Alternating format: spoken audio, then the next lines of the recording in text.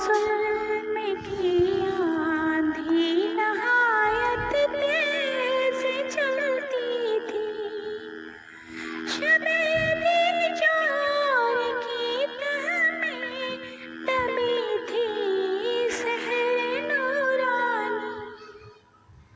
جہالت کا شقاوت کا جہاں میں دور دورہ تھا، جہالت کا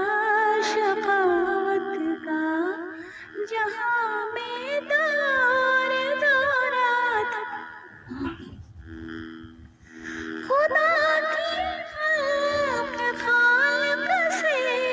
ہوئی جاتی تھی بیگانی، خدا کی خلق خالق سے ہوئی جاتی تھی بیگانی، بصیرت سے بصارت سے بڑی محروم تھی دنیا، بصارت سے بصیرت سے